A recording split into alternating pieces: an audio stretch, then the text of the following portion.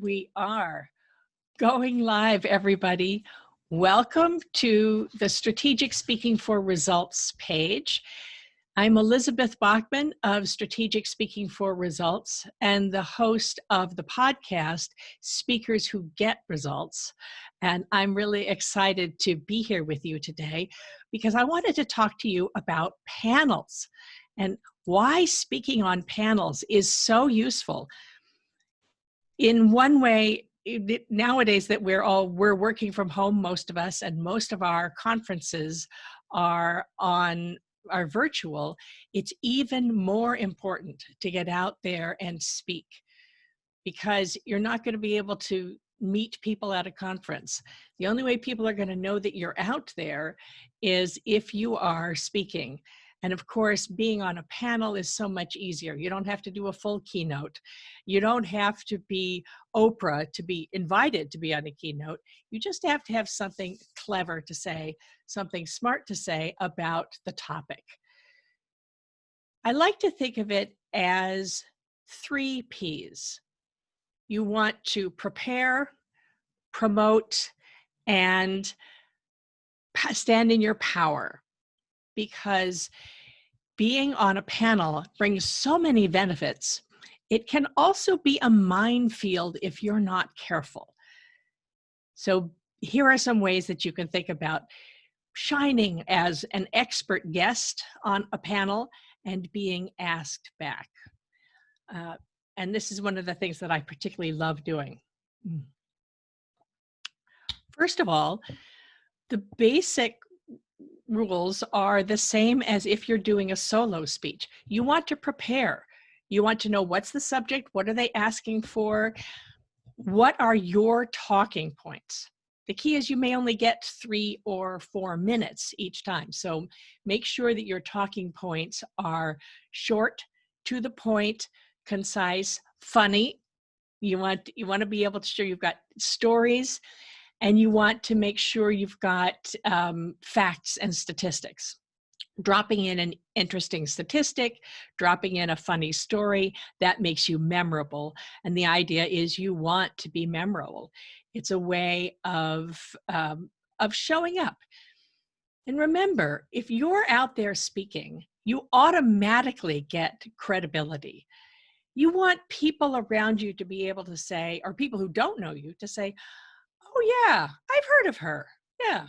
And so the more people know about you, the more they're likely to reach out to you, the more they're likely to either refer a client to you or ask you to take part in an interesting project. It makes you somebody to follow, somebody to promote, or even somebody to hire. So that's the good part. The bad part is if you don't prepare, if you just show up and wait for them to ask you questions, it's easy to make a fool of yourself. We've all seen it happen. We've all seen speakers who really weren't prepared, or they got a question they didn't know they were gonna ask, and so they didn't know what they were gonna say. You have to prepare for this just as much as you do for doing a solo speech. It's just you don't have to do the PowerPoint this time. The other part of preparing is to make sure that you know the organization that's presenting you, that you've contacted the moderator, and that you know something about the other panelists, who else is going to be on there. Research the other panelists so that you know what their talking points are, what are their specialties, and how your specialty can fit in there. Research, I would start by contacting the organizer. If they've asked you via email, you could say yes, and could we have a quick conversation to find out what it is you want and how I can support you best. Again, you are really there the organization is giving you a chance to present to their people, so you are there to support them. How can you be of service when you speak? And then contact the moderator. Not all moderators are experienced presenters. Somebody might be asked to be a moderator because they were supposed to be on the panel and there wasn't room for them. or they might be someone who's easily rattled. So be sure that you can talk to the moderator and say, and find out how you can support them. What are you going to want? What do they know about the other panelists? Oh, here's another great tip, by the way.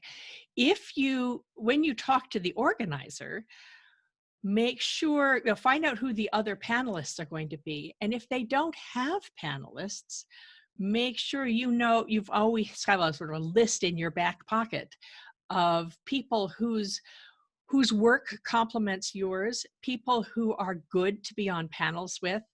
And that way you can also be of service and of benefit by referring a friend to be on a panel with you. This is always a good thing. So it gets you good points, and there are all sorts of strategies around that about how to make the most of this opportunity. The second P is promote. Here's the thing about panels, about online conferences. There are so many of them nowadays that it's hard to get people. I mean, event organizers are always trying to get butts in seats. And butts in seats are online as well as in person. Part of your job as a presenter is to publicize the fact that you're presenting. Be out there, say, hey, come join us. Bring your people. If you work in a company and you have a staff, invite your coworkers, invite your people in your company. Also invite people who might later promote you, invite your allies. If there are people that you're trying to get to sponsor you, to help you, people you want to have them notice you, make sure that you promote to them, that you're telling them that you have this speaking opportunity. So be sure that you are helping the organizers by being out there and promoting. And I must say, if you're on an online summit, quite often what happens is after you've spoken on an online summit, you can then follow up with the people who signed up with the list of attendees. Many, many online summit organizers require that you promote in order to get that list. I worked with a couple of colleagues to put together a summit in April, and we had everybody who spoke was actually promoting a program that they did. So this was a summit full of people who had great, useful information for the entrepreneurs who were listening. And we told them in the email saying, by the way, and you will be getting a list of the attendees if you promote. And the people who didn't promote didn't get that list. So that really matters. There are a lot of places where sometimes it's just polite, but there are other times where it actually really matters whether you're going to get a chance to promote to people. And the third one is stand in your power. Be ready to take part, be interested, be engaged, be able to chat back and forth if that is possible. Here's where it's also useful to talk to the moderator and the organizer if the moderator is not quite ready, and find out what sort of conversation do you want. Everybody wants interaction. Everybody wants to do things. Nowadays, if you're doing this on an online conference like Zoom or Facebook Live, you can make comments in the chat. That's very important. It's also important to be sure that you don't get walked over. We've all seen the panelists who go on and on and on and don't listen. We all seen the panelists who take over and start pursuing their agenda without listening to the others. Make sure that you push back. If you're the sort of person like me, whose first reaction is to sit back and wait for someone to finish, you need to push against that. personally, I grew up in a family where we took turns speaking. My mother hated it if people talked over each other. So we took turns, we waited. It was one voice at a time. Then I went off to college on the other side of the country, and I spent many, many weekends with a friend who lived near campus because I was 3,000 miles away, so I couldn't go. And that family, they loved to argue. They loved to debate.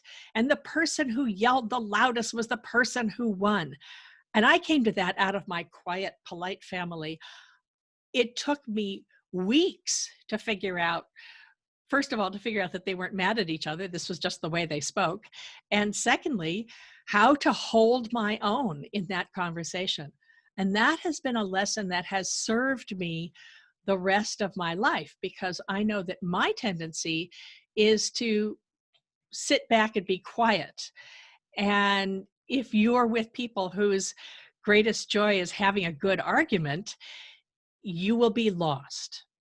So the key is to be available. Watch what's going out. Be ready to chime in with something appropriate. If somebody says something that you think is absolute nonsense, if maybe they're just blowhards and they're just talking to hear themselves talk, a good way to cope with that is to say, very interesting point. Always acknowledge the boasters and the blowhards. And in my experience, I've seen this, and this. So don't tell them they're wrong, because that'll just make them push more. But be ready to say, here's what I've seen, or the statistics I have seen are this, and this. It's always polite, but a good spirited argument is important. Here's another tip. You want to make sure that you are there to support the moderator, the facilitator. And if there's a facilitator who's not familiar with this, or a facilitator who's not very experienced, which everybody has to do it the first time or so, be ready to support them. Hopefully, if you have a lot of people talking or people who forgot to turn their mic off, the host of the video host will be able to mute people and then unmute people. But it doesn't always happen. So make sure that you can support the moderator. Make sure that you can be there to help the moderator out. That way, if you realize that you are there in service of the organizer, in service of the company, in service of the moderator, and to get your message out, you'll have a good time. You will be asked back. And speaking on panels can be a great way to get more visibility and get yourself out there. If you have any more questions, you can contact me here on this lesson, or you can reach out to me at elizabethbachman.com. And I'm hoping to see you, hoping to talk to you soon, and I'll see you on the next one.